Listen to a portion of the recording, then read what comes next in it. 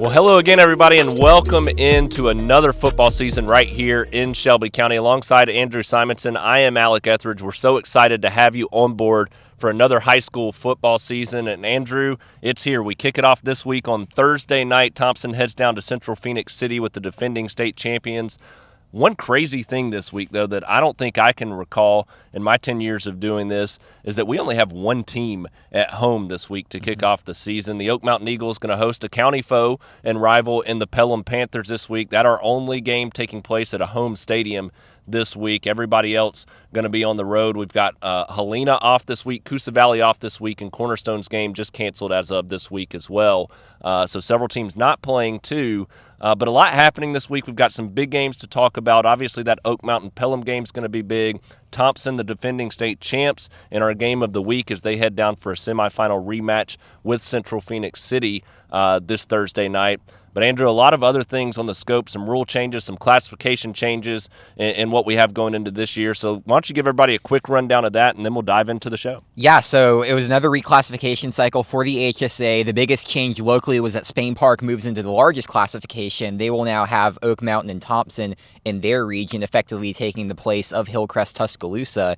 But the reason I say the largest classification and not Class 7A is because Class 7A does not exist anymore. That is because the HSA decided to separate off private schools and public schools from region and postseason play.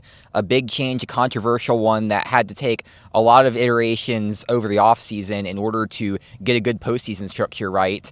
But what they've kind of settled on is two classifications for private schools, the 16 largest private schools, 17 for other sports once Indian Springs is lumped in. Obviously, Indian Springs does not play football, but 16 teams for Class AA.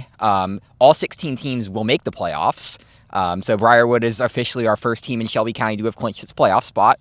And the top four teams from each region will still go ahead, and it will effectively be the same format as Class 7A playoffs have been the last few years, only they will be region locked for the first rounds up until the state championship. So Briarwood won't have to face any of the teams from the south, those teams like St. Michael Catholic, St. Paul's Episcopal, UMS Wright, McGill-Tulane, all these teams that we consider to be powers within this classification. They won't have to face them until the state championship game. Yeah. And then, obviously, 6 classifications for the public schools, 6A now being our largest.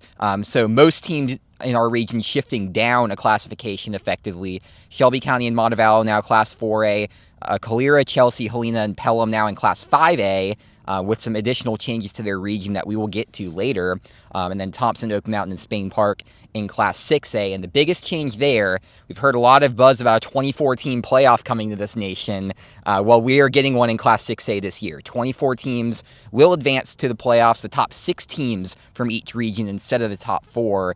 And those top 2 teams will get a nice addition of a bye week in order to rest up their legs a little bit. And this year, Region 3 and Region 4 will be paired for the first 2 rounds, so we'll see Birmingham cross over with that Huntsville region. So really good opportunities for everybody within this region to get some good momentum, maybe break into the postseason for the first time in a long time, and then also potentially pick up a win against what's traditionally been a weaker Huntsville region. Yeah, so if you're as confused as I am, you're ready to get to the shop talk. You're ready to talk about some football and look forward to this first week of the season. We've got some exciting matchups that we're going to talk about on this week's show as well. So we're going to dive straight into it. We've got those 2 that we've already talked about. Briarwood. I think Briarwood would be a team that could compete if they were just in 5A or 6A or 4A or 5A this year alone. But being in that private school division, not having to face those toughest teams until a championship game.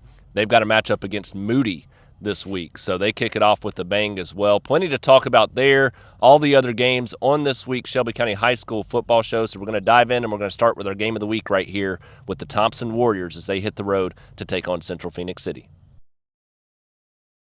It's a familiar opponent for the Thompson Warriors this week as they hit the road to take on Central-Phenix City, the same spot that they won in the semifinals last year to reach the state championship game, and a 1-point win in that matchup. They win that one 35-34, and it came down to a goal line stand as Central-Phenix City went for 2 late in that game, at the end of that game, to try to win that matchup Thompson prevails, gets the goal line stand, ultimately wins that game by a point. And now we transition to a new season as the state champions. Not a surprise there. Once again, with the ultimate goal, Andrew, of winning another state championship this year. They are the preseason favorites to do so. They're the best team in all classifications this year, with a ton of returning talent off of that state championship, led by senior quarterback now Trent Seaborn, who has won a multitude of state championships here with the Warriors, dating back to his 8th grade season, now his final season. But the talent that surrounds this team, surrounds him, I should say, makes this team very special and gives them a good opportunity to kick off the season with a bang here with that talent on display against a really solid and talented Central-Phenix City team. Yeah, for as talented as we thought that this Thompson team was last year, they're returning most of those key contributors from that team. Obviously, in addition to Trent Seaborn, they're returning his top 2 receivers last year in Dedrick Kimbrough and Darian Mosley, both of whom are either bound for SEC schools in Arkansas for Mosley, or in a man like Kimbrough, heavily favored to go to an SEC school. Over on the defensive end, you have Cam Pritchett, the Oregon commit, who's been terrorizing the defensive line for as long as we can remember as well, about as long of a career as Seaborn has had in the quarterback spot. And then Junior Tupou as well, formerly known as Junior James. He changed his name over the offseason, but he's still going to be the same game-wrecking presence. He's a safety who just committed to Texas as well, so another big SEC commit for this defense. That big core right there, plus a lot of good supporting cast members, guys like Trent McCorvey, Micah Fleming, Kevin Davis on the defense. It just all comes together to form a really solid team. But the one thing that we thought was missing from this Thompson team, and it was the first thing that Mark Freeman would admit to as well last year, they did not have as good of a running game. Uriah Casey definitely developed over the course of the season, but the run game was just not quite there. Offensive line, they're returning most of them this year, so that's a big start. But they got a huge boost in a Hoover transfer in C.J. Cowley. That name sounds familiar to you guys. You might remember him back a couple years ago when he just absolutely terrorized defenses at Spain Park. He's a very dynamic back, can catch it out of the backfield, very quick as well. Again, another heavily favored SEC commit as well. So he just brings an absolutely new dynamic to this Thompson team, and I think transforms them into one of the best teams that we've ever seen. Yeah, I think that's the biggest key, is the balance. That last year, they ended up in some tighter games than they probably, I wouldn't say expected to be, playing some really good football teams, but they didn't have that balance as often as they had the previous year. Still a team that wants to get out and throw the football, but they want to do that after they've established the run. So that's going to be a key part for them this year. When you look at the other side of this matchup, Central-Phenix City has some offseason changes as well. A very talented football team nonetheless. They're at home, coming off of that 1-point semifinal loss last year. They're going to be seeking a little bit of revenge. What do people need to know about Central-Phenix City Red Devils this year? Well, so the biggest change is that Patrick Nix retired. He went into ministry alongside football, be with some of his sons in that regard. So big congratulations to him. But Central made one of the biggest splashes in the offseason by hiring Jackson coach Cody Flournoy. You've heard Jackson's name a lot if you've been following Class 4A. Guys like E.J. Crowell, big time program down there in Class 4A. He was the one who helped bring them up to that standard. And now he's over at Central-Phenix City, one of the state's top programs, looking to get them in a good spot as well. Most of the assistants left as well. Most notably, defensive coordinator Tony Hatmaker is now at Pelham, which is a big hire for the Panthers that we'll get to a little bit later. But even amidst that, the offense is mostly similar as well. You return guys like quarterback Bobby Coleman, who had a really good season last year, just kind of acclimating to that spot. Older brother is Cam Coleman, who you might know. Jay-Sean Woodhouse, really solid running back for them. I got to see him last year in the semifinals. Really good job establishing the run there. And then another all-state player in Braylon Averett as well. Just that trio right there makes them really, really solid. To me, it's the defense that's a little bit more worrisome. They lose their biggest playmaker in Tristan Lyles. He's the lineman of the year in Class 7A. But overall, it's still going to be a solid team. This is still a Central team that puts out a solid product year in and year out. There's a reason these Warriors scheduled these Red Devils, and it's because they want to test themselves early.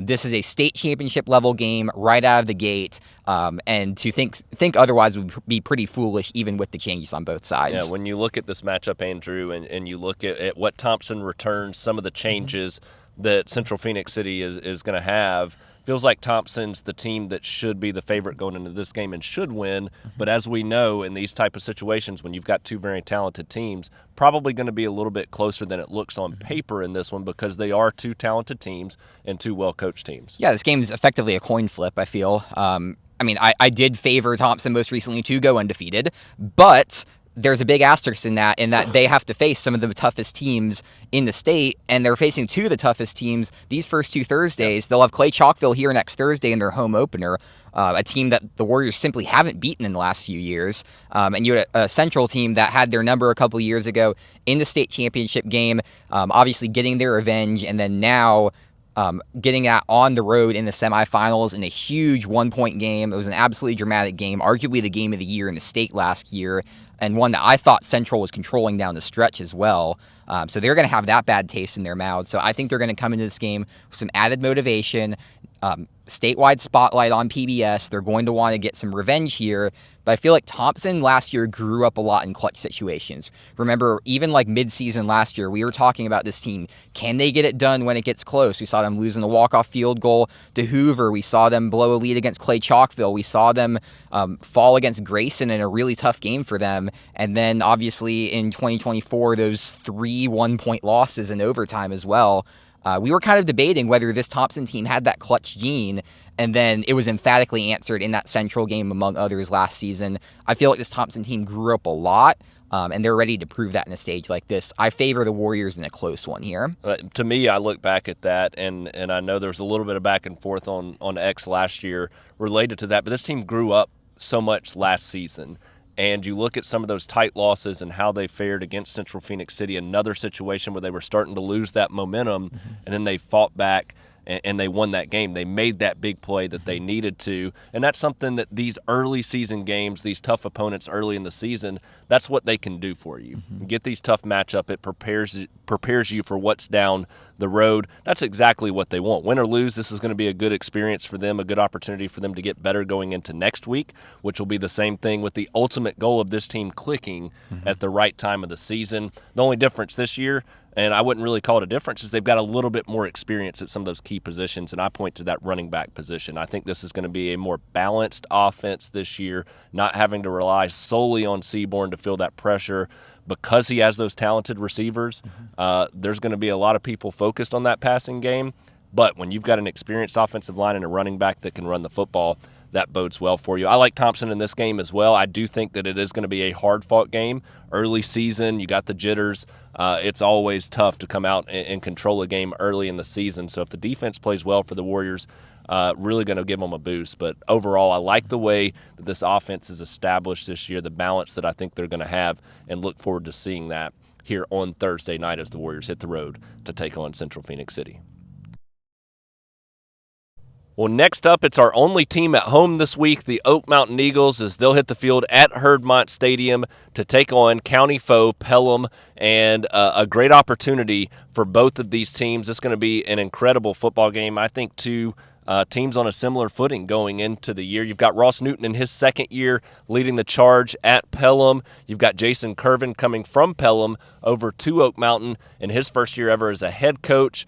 It's going to be a lot of fun to watch this battle unfold. We're excited also to announce one of our sponsorship opportunities this year to help make the Shelby County Football Show possible. Cahaba Merchants and what they're going to do, sponsoring 3 of our teams this year. You're going to hear about them as we talk about Oak Mountain, Spain Park, and Briarwood throughout the season. Super grateful for their support and their sponsorship. You'll hear a little bit more about that partnership and them as a whole as we hit our Friday night live pregame show this Friday night. So look forward to that as well. But right now we stay in the here and now. We look ahead to this big game between Oak Mountain and Pelham. Andrew, what's the quick key for each of these teams that can make them successful in this game and early in the season? Well, I think Oak Mountain comes in with a stronger offense. You have Charlie Vaccarella, who, while he started last year as a sophomore in Class 7A, I thought he did pretty well overall for a quarterback starting at that young age in this classification. Obviously, Turnovers were a little bit of an issue, not quite as accurate, but that's to be expected as you grow into the largest classification in Alabama. He has a great receiving quarterback, boosted by a couple of really big transfers, including the biggest storyline in this matchup, Jacob Gibbs, former Pelham receiver coming over to Oak Mountain. He'll arguably be one of the top receivers here for the Eagles. Michael Okoye as well, coming alongside Blaze Harris within this team to form a really strong receiving core overall. Running back is a little bit of an issue right there. Judson Sachs kind of studied behind Marty Myricks. They're confident internally he'll get there. We obviously need to see that as well. But I think the biggest key for Oak Mountain is that defense. They have leaders at each position, guys like William Yoder, Peyton Gamble, Clay Mills. But developing those playmakers around them is going to be key, especially with some of the losses through graduations and transfers that we saw from Oak Mountain. They're going to need to shore up that defense very quickly. They've got a very good defensive coordinator coming in for them as well, running a solid system as well. But it's all about finding that identity against a really good Pelham offense because they have a really good 1-2 punch coming back in Dylan Smith and Marcus Arnold. That's going to be their bread and butter for the most part, still kind of building out the receivers around them. And then for Pelham, the biggest key, I think, is going to be establishing the run. Tristan Rutledge, gone and graduated. He had basically all their carries last year. So replacing him is absolutely massive. I think even more so than Marty Myricks for Oak Mountain because they just need to establish that a little bit more. Some of the options behind them a little bit less proven.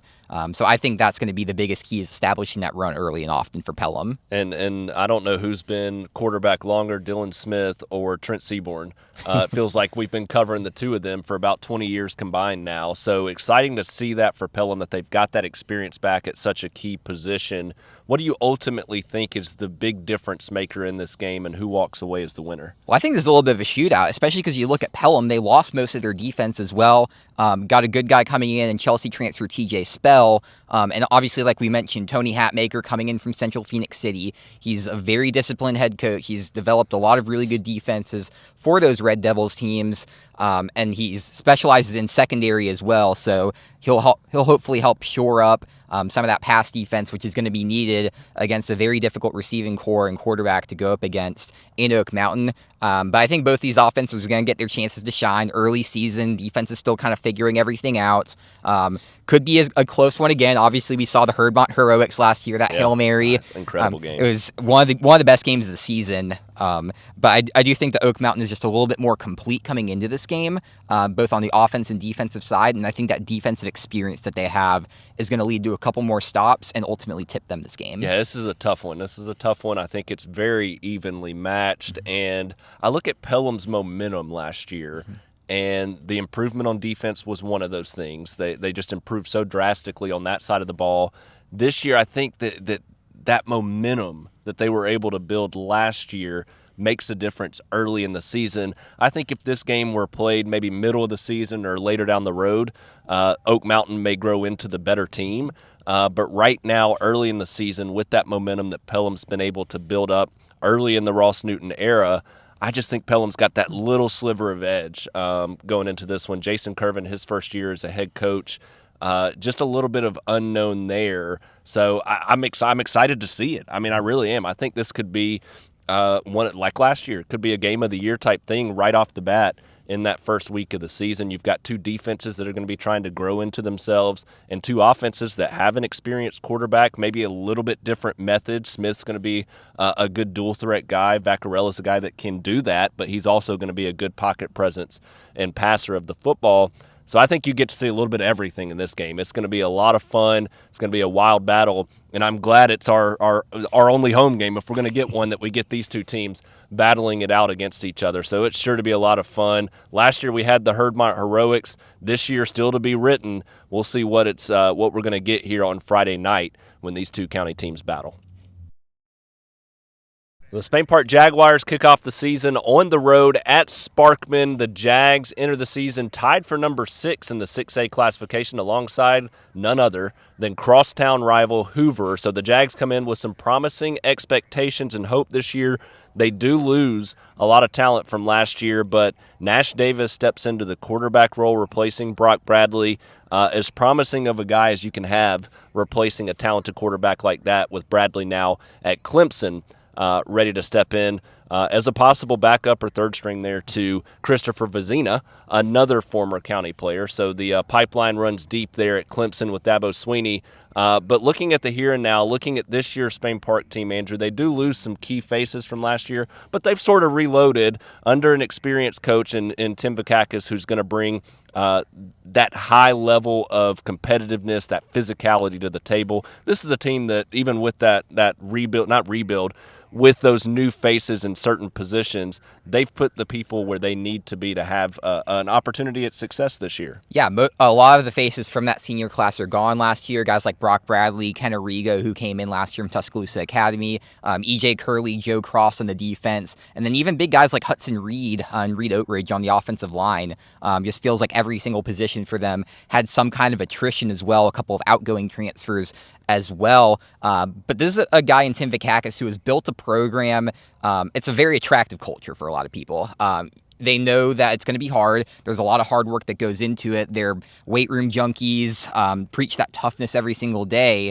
But it's ultimately a program that's developed a lot of really good players and gotten them a lot of really good opportunities. And people are starting to notice that. Yep. And they got a lot of transfers coming in this year as well, the most that we've seen from the Spain Park team.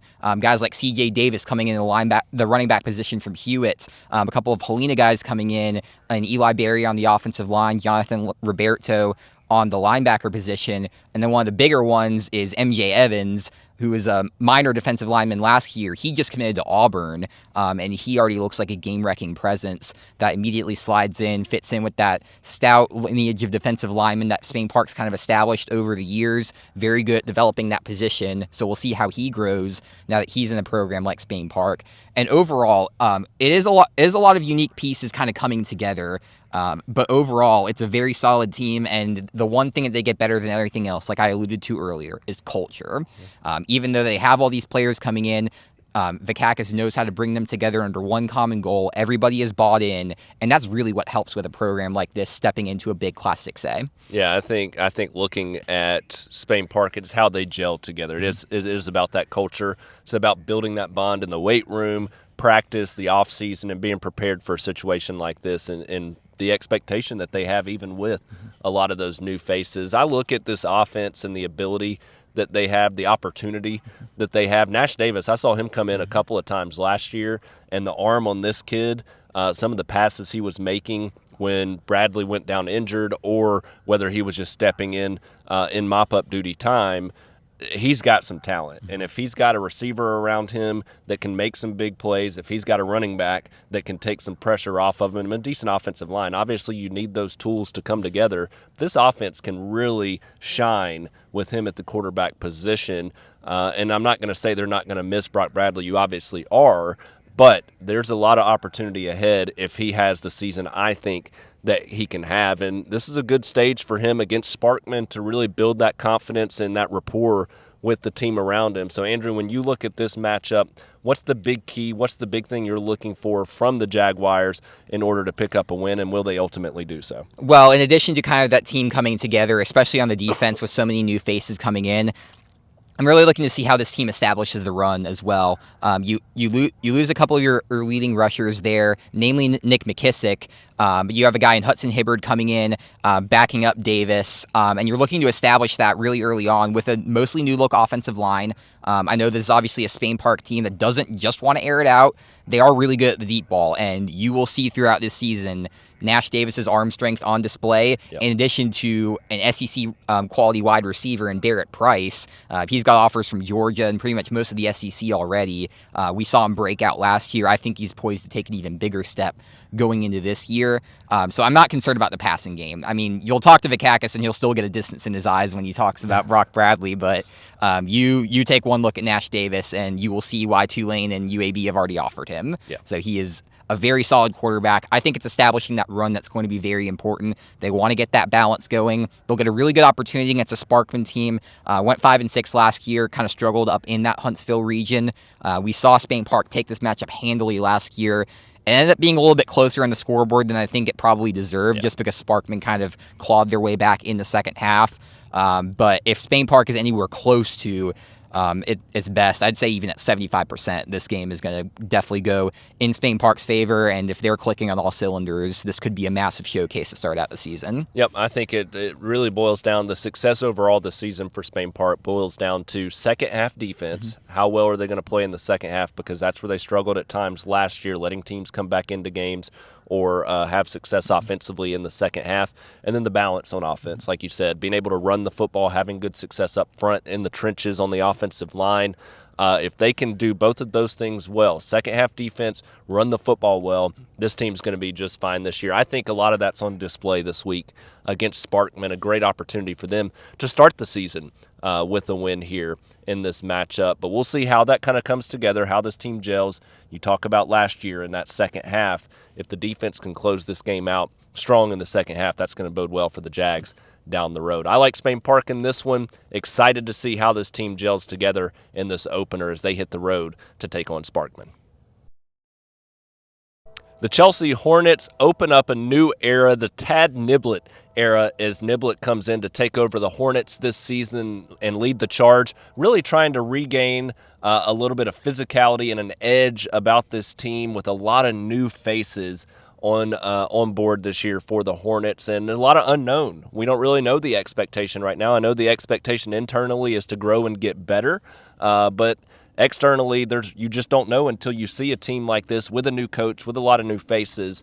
You don't get to know them until you get a couple of games into the season. And their first opportunity comes this week as they hit the road to take on Southside-Gadsden, and a good opportunity for them to gain some of that experience that they need and get some of these new faces into the routine of what's going to take place this year. So, Andrew, what are the key things we need to know about this Chelsea team and their opportunities this season, and how do they pick up a win in Week 1 against Southside-Gadsden? So Niblett's mainly been an offensive coordinator throughout his career. You probably know his older brother, Josh Niblett. He's now the tight ends coach over at Colorado, but for most of his career, Tad's kind of been his offensive coordinator. He followed them over to Hoover, won some state championships there, over to Gainesville in Georgia, where they just built a dynasty there, a couple of state championship appearances there for them.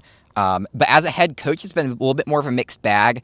He hasn't gotten a whole lot of opportunities, but his most recent one came at Fairhope right around the end of the last decade. A little bit of a middling record there.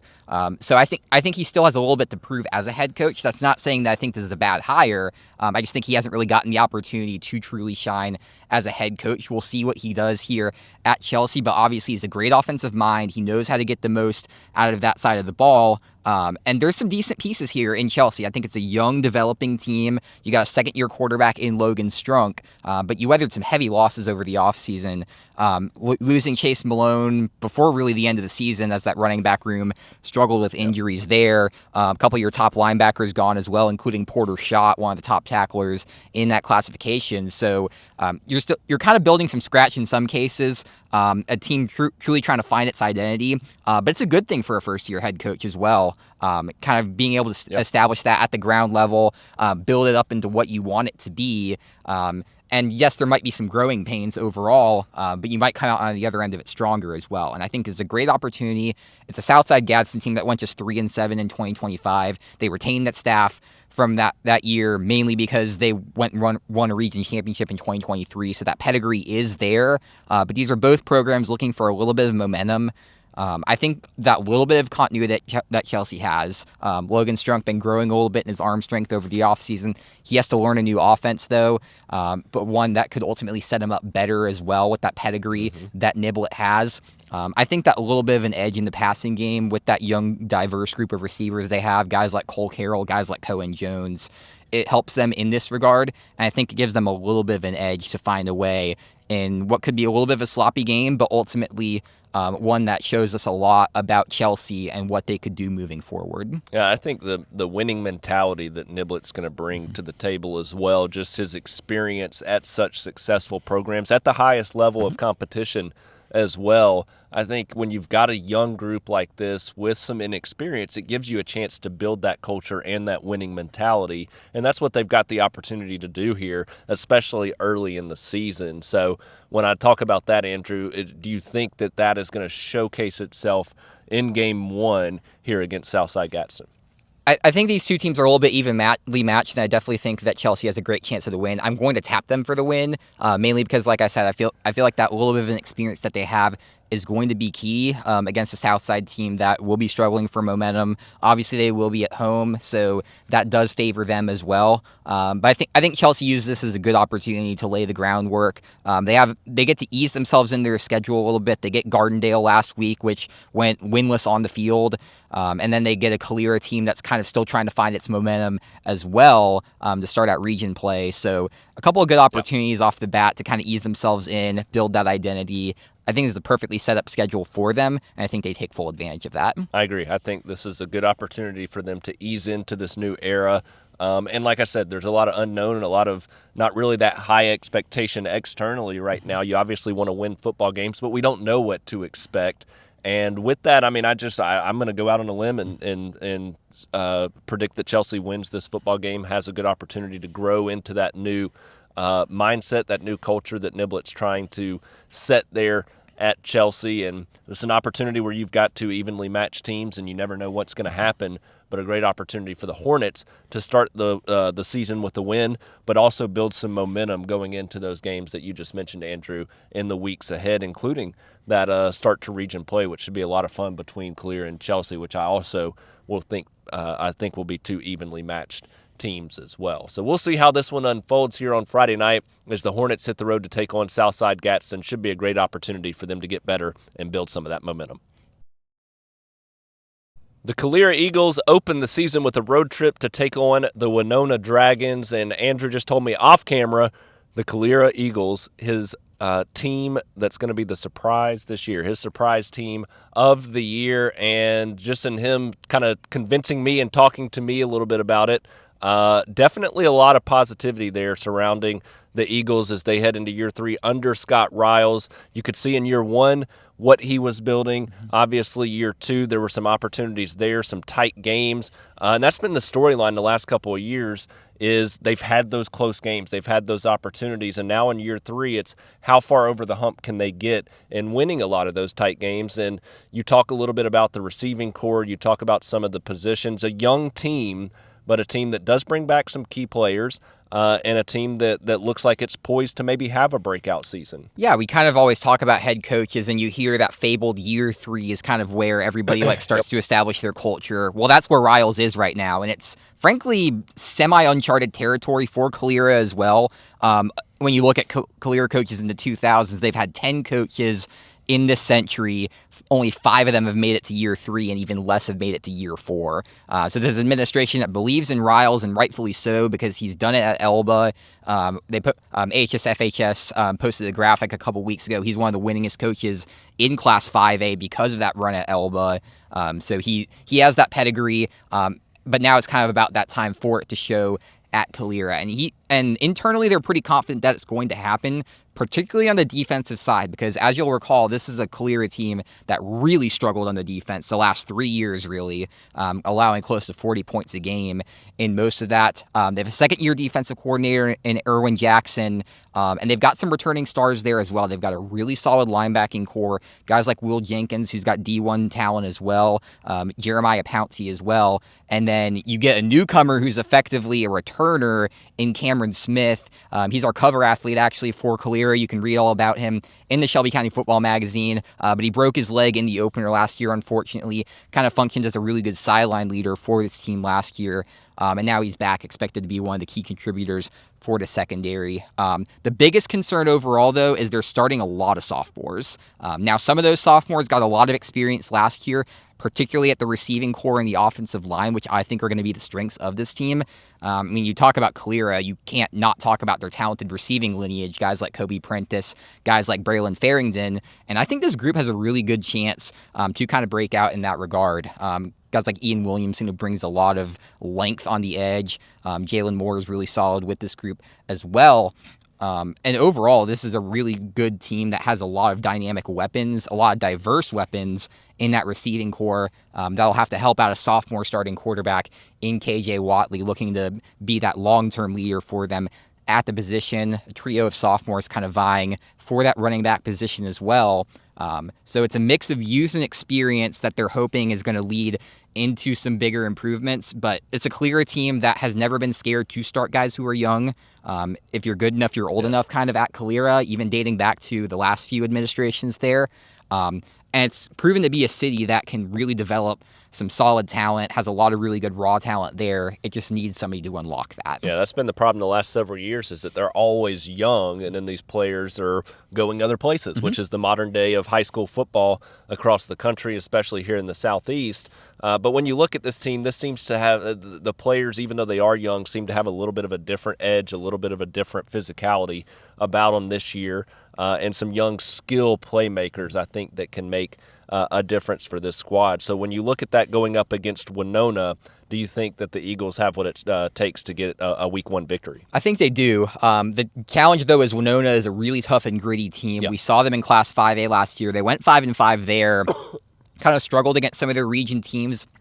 Really difficult region with teams like Briarwood and the Birmingham City Schools, teams like Corner as well, that they ended up going 2-4 against. But as a defense overall, they allowed just 16.4 points per game last year.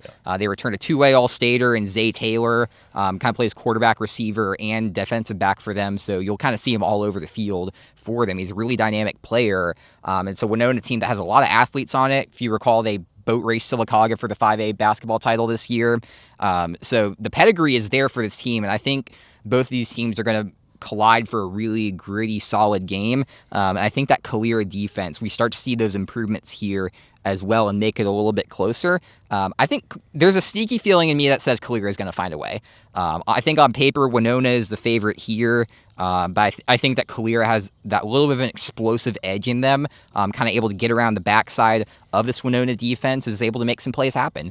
I just have a sneaky feeling that's going to happen. When you convinced me, so I don't know if that's going to be good or bad, but I agree. I think the biggest key for the whole season, though, kind of like what we talked about with Spain Park and Pelham a few minutes ago, is that defense in the second half. The defense has got to improve, and its depth. I mean, it's having that depth and the ability to take some pressure off there.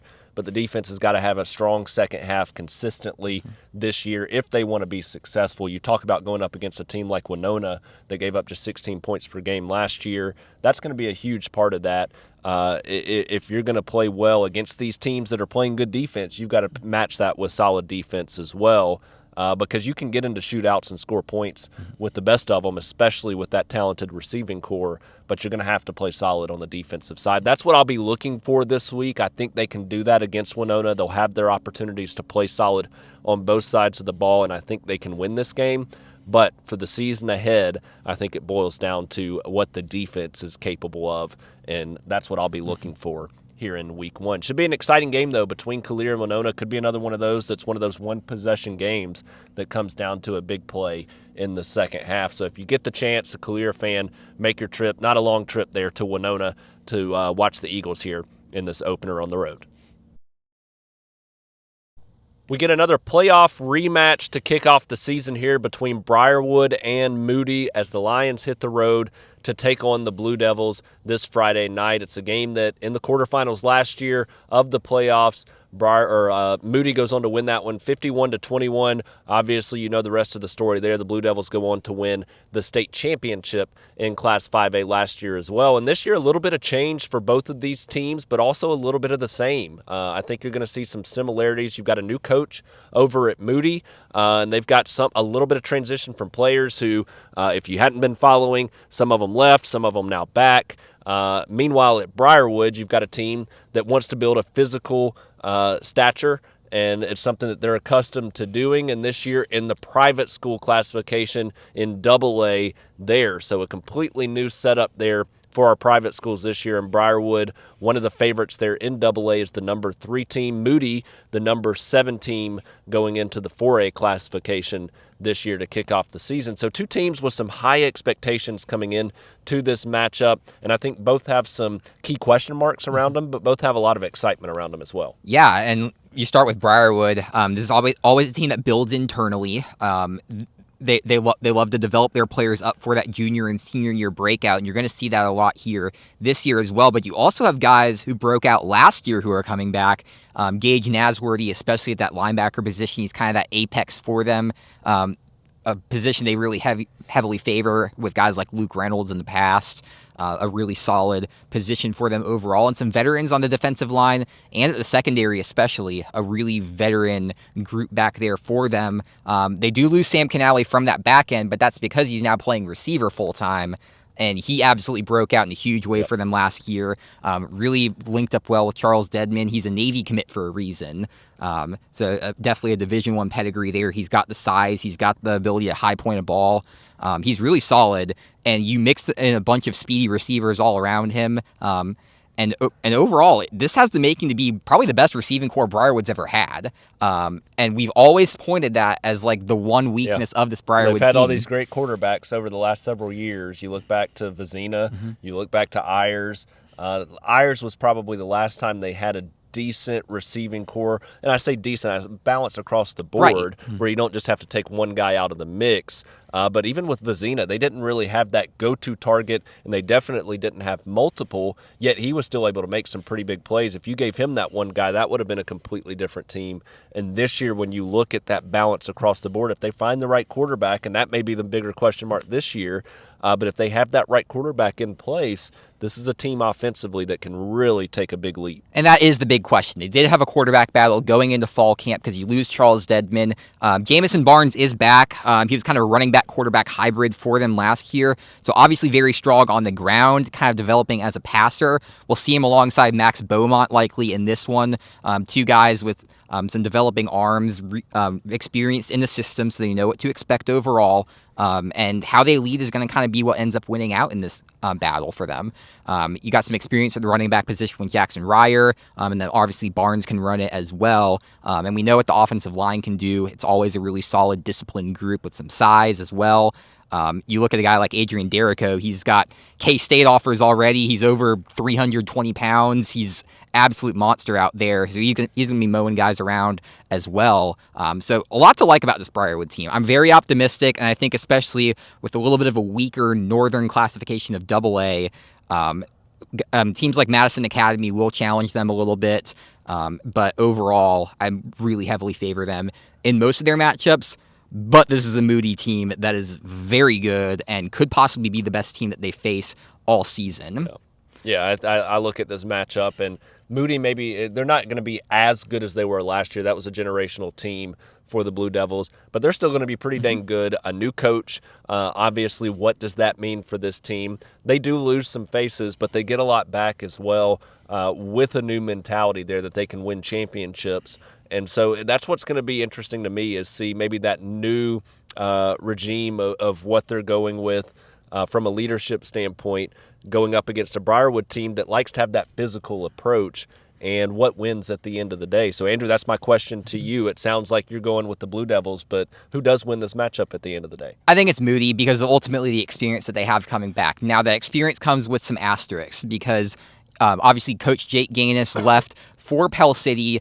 In the process, a lot of players ended up following him there. Then there were the accusations of illegal recruiting that then made most of those players ineligible to play at Pell City, suspended Gaines for the year. Pell City still suspended for the playoffs, barring an appeal that is ongoing. But a lot of those players, they ended up deciding to transfer back to Moody in order to regain their eligibility.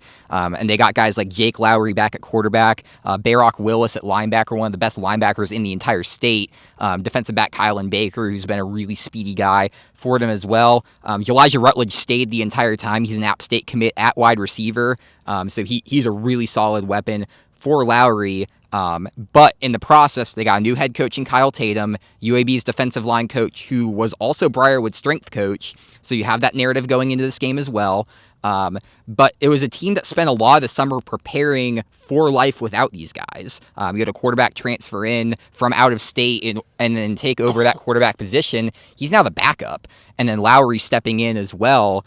So how does this team re-gel together? You have to think that the chemistry is still going to be there, and they're still going to be really good overall. But you do lose guys like Cam Mallory and LaCameron Meadows to graduation. Really good guys on either side of the ball. Meadows in particular, he was a ball carrier last year. He was a bowling ball in that backfield, and he'll be a tough loss for them in the backfield. But it's all about how this team comes back together, kind of rediscovers their identity without their head coach and Jake Gaines, but it's still a really talented group of guys. I think they find a way to win out in the end. I think they proved last year in that quarterfinal they were a class above Briarwood. And I think that they continue to prove that, although I do like Briarwood to potentially make this a sneaky good game, just because, like you said, that physical edge, they're going to find a way to just win those tough third downs and establish themselves early on. It's just going to be a matter of who wins out when it comes to that fourth quarter. When this is a coaching staff, a team that knows when you have some time to prepare for an opponent, they're going to have a good game plan in place. We saw it last year early in the season, especially that first game, region game against Ramsey, what they were able to do there. This is a team that when you give them time to prepare, they're going to be ready for you. Moody, my big question mark for them is that team camaraderie. How are they going to gel together with these players leaving, coming back? What does that look like early in the season? I think they've got the coaching staff to piece that together. But I think this is going to be a very good football game. I don't think it's going to be the blowout that we saw last year. I think you're going to see a Briarwood team come in ready for this matchup, ready for a physical test, and they may be a little bit more confident even than they were a season ago. So I think you're going to get a fun matchup out of it. Talent-wise at the skill positions going into this matchup, I think Moody's got a little bit of an edge right now. This Briarwood team at the end of the season, I think you're going to look up and say if they had this game to do over again, they would have some success with it from that standpoint. But right now, I think Moody just a slight bit better in certain positions that gives them an edge in week one. That said, this is going to be a fantastic football game. I really wouldn't be surprised if Briarwood does pull out the win at the end of the night. It's going to be a lot of fun between these two.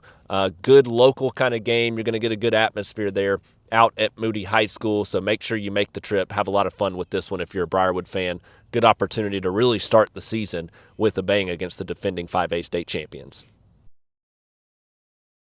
It's time to talk about the Montevallo Bulldogs as they kick off the season this week with a road trip to take on Tarrant. And once again, we got to mention Montevallo Main Street, going to be proud sponsors of our Montevallo segments during our weekly show and our live pregame show on Friday nights. Excited to have them back on board, and obviously we'll talk a little bit more about them in our live pregame show on Friday night. But make sure you check out Montevallo Main Street anytime you're passing through the city of Montevallo on I-65 in neighboring cities. They have a lot of great events coming up throughout the fall season going into the winter. So make sure you check out all the great shops and food that they have to offer, as well as all the fantastic events there in the city of Montevallo. A lot of fun and a lot of great work put in by Montevallo Main Street. We're grateful for their partnership again this season. Andrew, the Montevallo Bulldogs, a young team last year. They return a lot of players. Obviously, they had their share of struggles a season ago. They take on a Tarrant team that also had its share of struggles.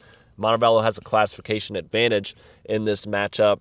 Feels like Montevallo is probably going to be a little bit ahead in this game, but a lot to prove for this Bulldogs team, which may actually benefit them early in the season. Yeah, and if you recall, Montevallo went 1-9 the last two seasons, and both of those wins were over Tarrant. Yep. Montevallo may have struggled the last few seasons, but since the series resumed in 2022, whether it's been Blake Bourne at the helm or Garrett Langer, Montevallo has won each of the last four matchups. So there's a team that feels very comfortable against, but I don't think that Montevallo is that comfortable right now as a team. You saw them last week in a jamboree against St. James. I got to talk with Garrett Langer a little bit afterwards. He was optimistic coming out of that game. Said that they were just a few steps away in some regards, but overall the offense as a whole struggling to score. Really, they got outscored by St. James in that jamboree, whether it was the starters or the backups. Kind of a mix there in that format. But overall, he said the defense definitely improved as well, just kind of looking to finish out some plays in that regard. Was very confident about them going into this week, which frankly they should, against a Tarrant team that they outclassed in the last few years. Last year under Greg Appling, a former Helena man as well. I think the biggest key for Montevallo is the culture settling in. And internally, that expectation is that it definitely has. Langer estimated about 90% of the guys bought into what they have going on there. And you got a lot of returners there as well. Guys like quarterback Jordan McCary, running back Caleb Merriweather, who's a good bowling ball for them, working through a little bit of a rebuild offensive line. And then Jaden Rutledge on the receiving core. He's easily one of the most dynamic athletes that they have and will easily take the top off if these defenses aren't careful. It's just about how they all come together as a unit. We've seen Montevallo; they have the talent in the past. This city can develop some really good athletes, NFL caliber athletes as well. We saw Corey Cunningham make it to the league as well. But they just need an identity to come together around and a good leader. I think that Garrett Langer is the guy. I think that now he's had enough time to establish himself, and then some coordinator shuffling as well to kind of help get the most out of this group as well. I think that this is going to help the team build into a good spot, and now they kind of have that non-region play as well. Teams like Tarrant, teams like Prattville Christian coming up next week that they can find their identity against and get some confidence against as well before they have to go against an effectively 5A region because they kept everybody except for the addition of Holt. So it's teams that they have struggled against since they moved up, but I think they'll be a bit more well-equipped against, especially the kind of lower end of that classification. And I think that shows in this one. This is a Montevallo team developing into a true Class 4A team, and Tarrant still really trying to find a lot about itself. Yeah, I agree. I think you've got a young group that's going to have that little bit of extra experience going into this matchup. I think that gives them a leg up in building and establishing that culture and really growing together as a team. So I'm excited to see what this Montevallo team can grow into. Can they take advantage of some of those early season opportunities to build that momentum? That's the question that's still to be answered over the next few weeks. But week one, like you said, they've controlled this series with Tarrant. I expect that to fully be the case in this matchup. And I think it's going to build some good momentum for the Bulldogs as they head into the rest of the season. So a great opportunity this week on the road at Tarrant. We'll see how it carries forward there for the Montevallo Bulldogs. We continue the trend of hitting the road as the Shelby County Wildcats open the season on the road at Marbury this Friday night. A great opportunity for the Wildcats. Zeb Ellison still leading the charge there for Shelby County, and they've seemed to build a little bit of momentum each and every step of his career, his tenure there at Shelby County High School. Now they get a good opportunity, a new, fresh start. They do lose some guys, but the culture in good shape right now. The expectation of reaching the playoffs and having success also in good shape here with what we see from Shelby County. So as they go into this season, this matchup against Marbury, Andrew, what are the keys and can they get a week one win? Well, I think overall quarterback is going to be the biggest key here. You're losing a 4-year starter in Ryan Sipes, and losing all that experience definitely hurts. You do have his backup stepping in Lane Foster, and this has kind of been a team overall that has had a really good next man up mentality. We saw that last year when Tyson Duncan stepped in. He kind of developed in that running back position over time and became a really solid guy down the stretch. So we could potentially see him. I'm not saying it's going to be quite an Anthony Palmieri-style offense for them, but could definitely lean on the run a little bit more in order to help that new and developing quarterback, especially with a good, solid offensive line. They developed really strong on that line there as well. And then the other quarterback option they have is Sutton Reed. If you follow Shelby County basketball at all, kid absolutely shoots the lights out. He's a huge, really good athlete for them. Is kind of developing a little bit of an arm as well, so a good do-it-all guy for them as well. So really optimistic about the two guys that they have there at the quarterback position. But really right now, the biggest key for them, this is going to be a big test for their culture right now because for all of Shelby County's success last year, first playoff win in over a decade, an amazing season last year, they had a really slow start. Did not look good against Lincoln week 1, ended up losing in a shocker to Holtville in week 2, kind of had to right the ship there against Sipsey Valley in week 3. And this is going to have to be a team that comes out a little bit stronger, and I think the coaching staff knows it. I think they know that this is a Marbury team coming off a 3-7 season, really ripe for the picking as they kind of try to find their identity, and I think they want to make a statement going into this game that they're going to be consistent from week 1 to week 11 and beyond, and I think that's going to be the difference here. I think that they're motivated to get this win, and even with some of the uncertainties, they're going to rise above it. I agree. I think, you look at this team, it seems like just every year of Ellison's tenure, the first couple of years, very similar, but they've started to get better and better and better each step of the way. And that slow start last year didn't deter them. That's what stood out to me a season ago, is that they were able to withstand that, and then they were able to finish strong and obviously have that success down the stretch and get that playoff win. This is a team this year that, they're going to face some of that adversity early in the season with some new faces at some key positions.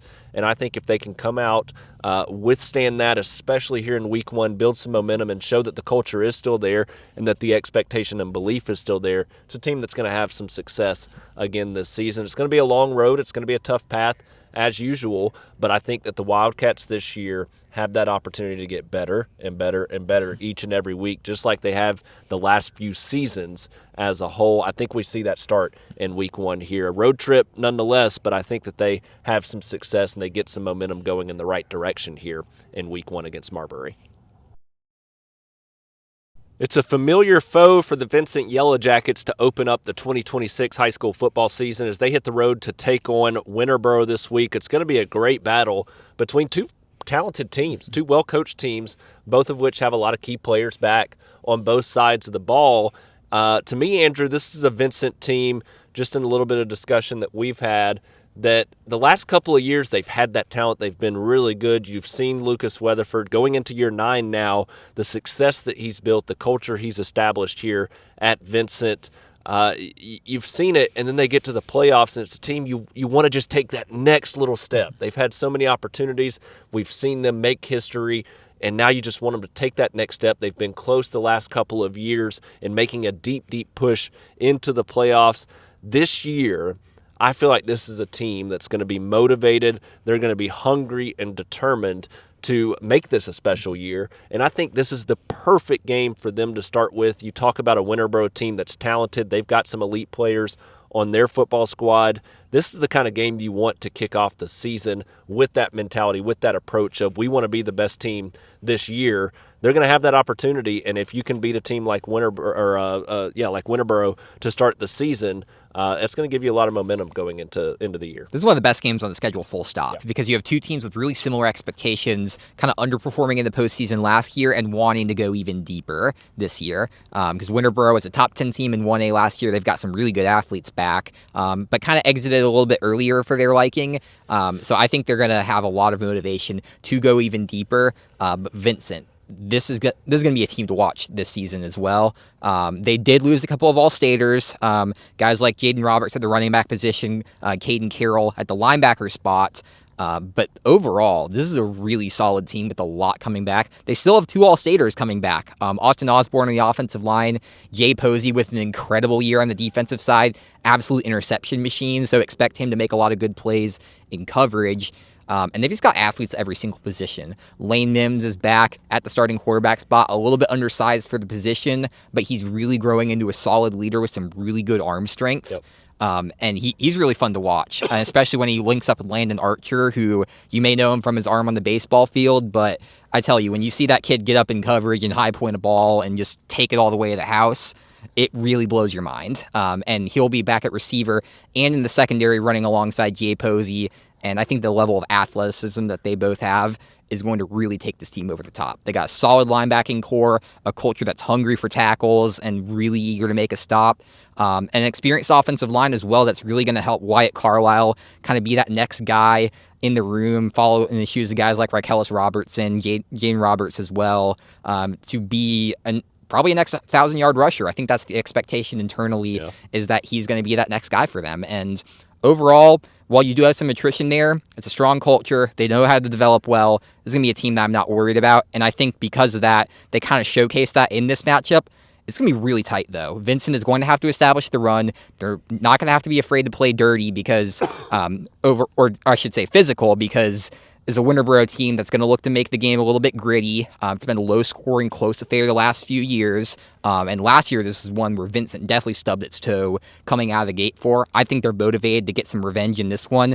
And I think overall, they look to take a big, solid win coming out on the road. Yeah, and it can get a little bit heated between these two as well. Mm-hmm. They're very familiar opponents. It's a great opportunity for both of them to kick off the season with a splash, and I think you're going to see that on the field. I think you're going to see two teams going after it, knowing that they've got a lot of potential this year, a lot of hope and expectation to make a deep playoff push at the end of the year, and you want to start on the right foot.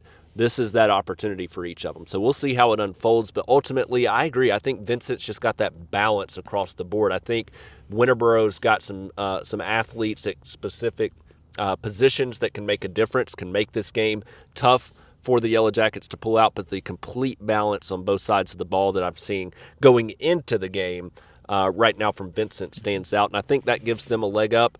But at the end of the day, this is a tough matchup for them every year. It's going to be a tough matchup again this year. Wouldn't be surprised by the outcome one way or another. So it's going to be a tight matchup. I think this right up there with Oak Mountain Pelham, right up there with Briarwood Moody, a great Thompson, Central-Phenix City. This is going to be one of those big games. Even in a lower classification, you're going to see two teams that are physical, going after it with a chance to establish themselves early in the season. We'll see how it unfolds. We both like the Yellow Jackets, but it's sure to be a lot of fun with some great fireworks there between Vincent and Winterboro to kick off the season. We jump into the AISA and ACSC, and as we've already mentioned, Cornerstone's game canceled for Week 1 against Trinity. Coosa Valley off this week to start the season, so they'll get underway here next week. It's the Evangel Lightning, our only team in action, our only 8-man game to kick off the season, and they hit the road to take on Chattanooga this week in a big battle, a national battle between these two teams. A good opportunity for the Lightning as they continue to play lights-out football over the last several years. Last year, no different. Now they get a big matchup to start the season on the road here against Chattanooga, a chance to establish themselves once again here as an 8-man power early in the year.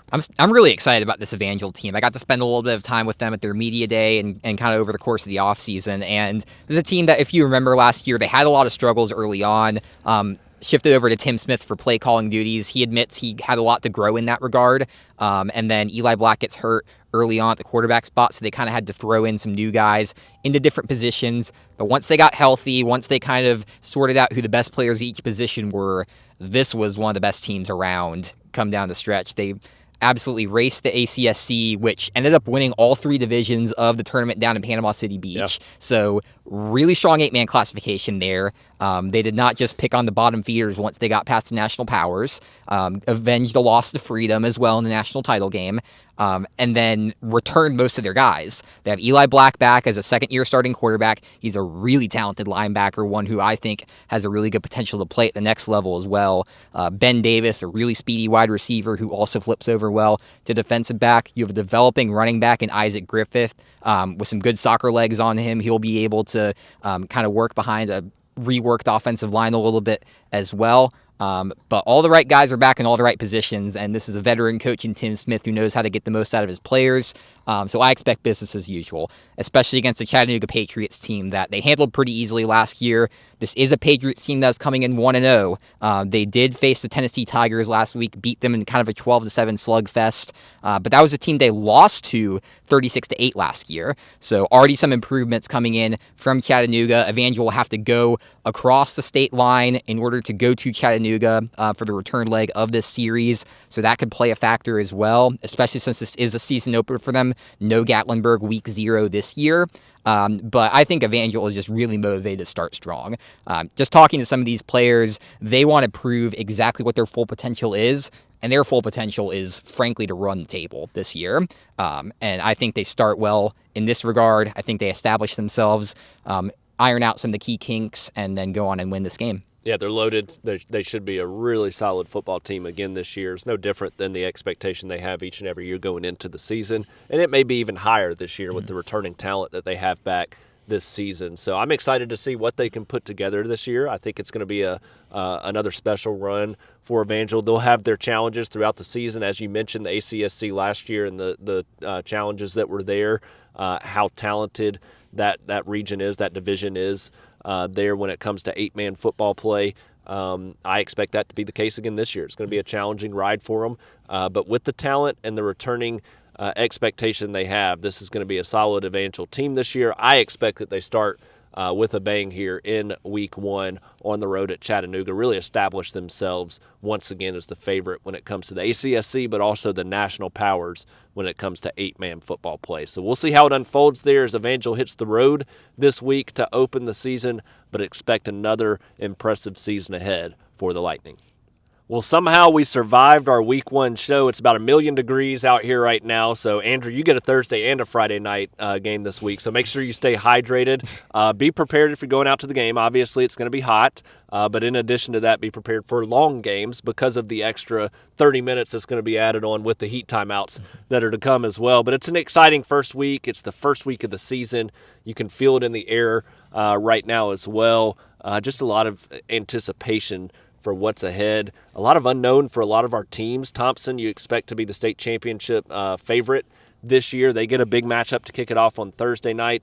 But really across the board, some great opportunities. Oak Mountain, Pelham, such a good opportunity for both of those teams. Spain Park, Chelsea, Calera, Briarwood, Montevallo, Shelby County, Vincent, Evangel. I look across the board at all those teams, all of them on the road. Oak Mountain and Pelham, the only game where we get a home game with Oak Mountain on their home field.